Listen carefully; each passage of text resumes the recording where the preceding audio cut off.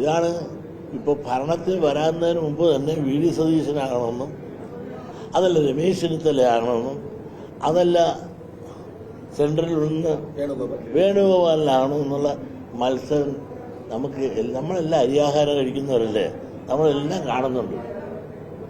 ഇപ്പോഴേ കൂട്ടടി തുടങ്ങി. ഇതെങ്ങാനും ഗ്രഹപ്പഴയ്ക്ക് സംഭവിച്ചു പോയാൽ കത്തിക്കുത്ത് നടക്കും. ഇവിടെ ഒരു ഭരണവും സുഖമായിട്ട് പോകാൻ പോകില്ല. ഈ 2019 ശേഷം ഈ തെക്കൻ മേഖലകളിൽ സിപിഎമ്മിന് കുറെ വോട്ടുകൾ നഷ്ടമായിരുന്നു. പ്രത്യേകിച്ച് ഈഴവ വോട്ടുകളൊക്കെ പല ഭാഗം നഷ്ടമായിരുന്നു. അതൊക്കെ ഇത്തവണ തിരിച്ചു കിട്ടുമോ സിപിഎമ്മിനെ?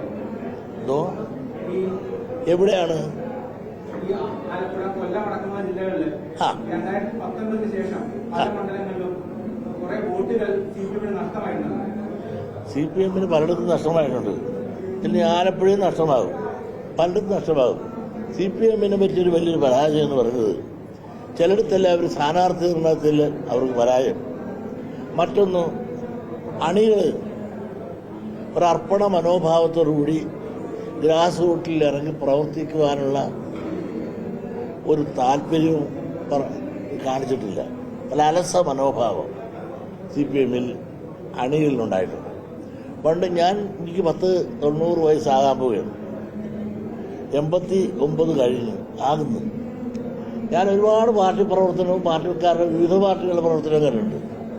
ഇത്തവണത്തെ ഒരു പ്രത്യേകത, ഇടതുപക്ഷ പ്രസ്ഥാനത്തിലെ പ്രത്യേകിച്ച് മാർക്സിസ്റ്റ് കമ്മ്യൂണിസ്റ്റ് പാർട്ടിയിലെ അടിത്തട്ടിലുള്ള ആളുകൾ കൂടുതൽ അഗാധമായി ഇറങ്ങി പ്രവർത്തിക്കാൻ, താഴെത്തട്ടിൽ ഇറങ്ങി പ്രവർത്തിക്കുവാൻ വേണ്ടത്ര ആളുകൾ തയ്യാറായിട്ടില്ല എന്നാണ് പലയിടത്തും അനുഭവങ്ങൾ കൊണ്ട് എനിക്ക് മനസ്സിലാക്കാൻ സാധിച്ചിട്ടുള്ളത്. ഒരലസത.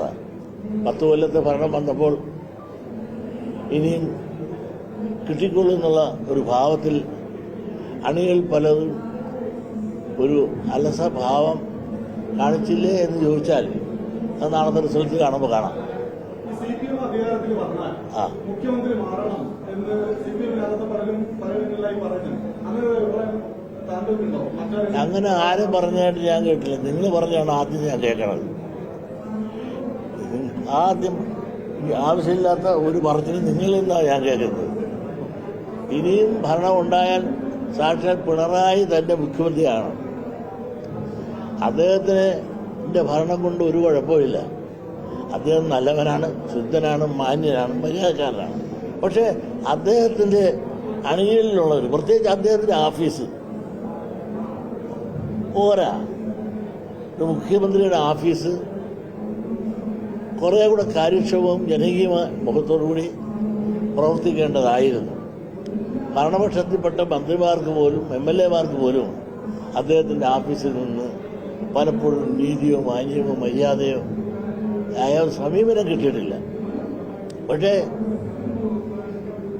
ഒരിക്കലും പിണറായിയെ സമീപിച്ച് പറയുന്ന ആർക്കും അത് അടുത്തുള്ളവർക്കറിയാം.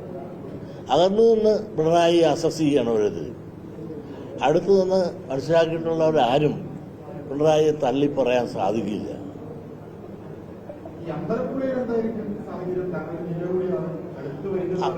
അമ്പലപ്പുഴയിൽ ശക്തമായൊരു മത്സരമാണ്. അമ്പലപ്പുഴയിൽ ആര് ജയിക്കുമെന്ന് പറയാൻ നിവർത്തില്ലാത്ത നിലയിൽ സുധാകരൻ സാഹിബിനും ആണ് ഒരു സ്ഥാനാർത്ഥി എതിരായിട്ട് ജനപ്രിയനായിരുന്നു. ഏറെ ആളുകൾക്ക്, ആലപ്പുഴക്കാർക്കെന്നല്ല ആ പ്രദേശത്തുള്ള എല്ലാ ആളുകൾക്കും വളരെ ജനകീയനായിരുന്നു, ജനപ്രിയനായിരുന്നു, മിടുക്കനായൊരു മന്ത്രിയായിരുന്നു. അദ്ദേഹം എന്തോ ഇന്ന് മാറി UDF സ്ഥാനാർത്ഥി സ്വതന്ത്രനായിട്ട് ഇന്ന് മത്സരിക്കുന്നു. അദ്ദേഹത്തിന് ശിഷ്യനായിരുന്ന ആളാണ് എതിരായി നിൽക്കുന്നത്. അവിടുത്തെ മത്സരത്തിൻ്റെ റിസൾട്ട് പ്രവചിക്കാൻ സാധിക്കാത്ത വിധത്തിൽ ആര് ജയിക്കുമെന്ന് തീർത്ത് പറയാൻ സാധിക്കില്ല. എന്നാലും മഹാഭൂരിപക്ഷം ആളുകൾ വിശ്വസിക്കുന്നത് സുധാകരൻ സാഹിബ് ജയിക്കുമെന്നാണ്. പൊതുവെ ആലപ്പുഴ കുറച്ച് കുഴപ്പമാണ്. ഉള്ളത് പറയണ ഒത്തു പറഞ്ഞ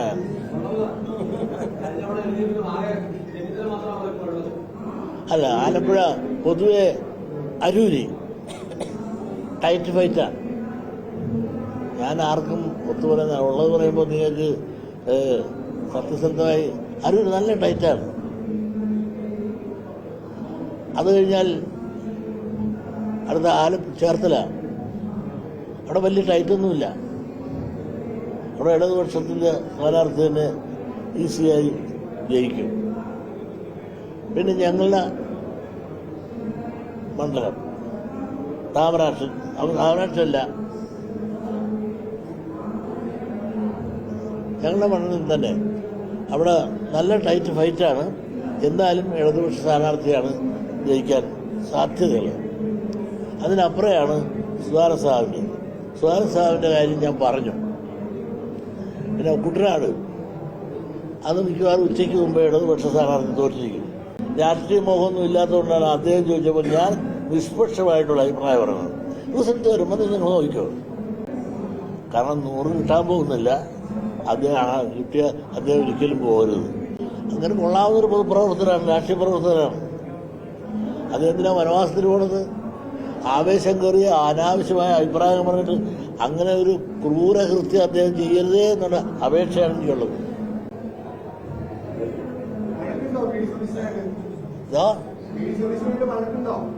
എനിക്കൊരു പ്രസിദ്ധാധിഷ്ഠിതമായിട്ട് അഭിപ്രായങ്ങൾ പറയും. പ്രശ്നാധിഷ്ഠിതമായ അഭിപ്രായം. ഞാൻ അദ്ദേഹത്തെ എതിർക്കേണ്ട കാര്യം തന്നെയാണ്. ഞാൻ അദ്ദേഹത്തിന്റെ സ്ഥാനം വഹിക്കുന്നില്ല, അദ്ദേഹം എന്റെ സ്ഥാനവും വഹിക്കുന്നില്ല. പിന്നെ അഭിപ്രായങ്ങൾ, അദ്ദേഹത്തിന്റെ അഭിപ്രായങ്ങൾ പലതും എനിക്ക് വിയോജിപ്പുണ്ടാകും. നീക്കറിയാലോ, പണ്ട് ഞങ്ങൾ ചക്കരയും പീരായിട്ട് ഇവിടെ നടന്നതല്ലേ. എന്റെ തെറ്റിപ്പോയി, എന്നെ അവഗണിക്കുമ്പോൾ ഞാൻ മൈൻഡ് ചെയ്യല. അനുഗ്രഹിക്കാത്ത ദേവി എന്തിനാ കുമ്പിടണം? ആർക്ക്? ഞാനിപ്പോ പിന്തുണ കൊടുക്കുന്ന കാര്യമില്ല. ഇലക്ഷൻ കഴിഞ്ഞില്ലേ? പ്ലീസ്, ഇനി ഞാൻ ഒന്ന് പൊയ്ക്കോട്ടെ. എന്ന് പറയാനും പറ്റില്ല. മന്ത്രിമാരെല്ലാം ജയിക്കുമോ എന്ന് പ്രവചിക്കാൻ ഞാൻ ഒരു കേരള അടിസ്ഥാനത്തിൽ ഒന്നും രാഷ്ട്രീയം പഠിച്ചിട്ടുള്ള ഒരാളല്ല. ഞാനൊരു പാവപ്പെട്ട സമുദായ പ്രവർത്തനല്ലേ. അല്ല, എനിക്ക് എന്നെ ചുക്കും ചുണ്ണാമ്പ് പറയാമോ? എന്നെ വെറുതെ വിട്ടേന് കേട്ടോ.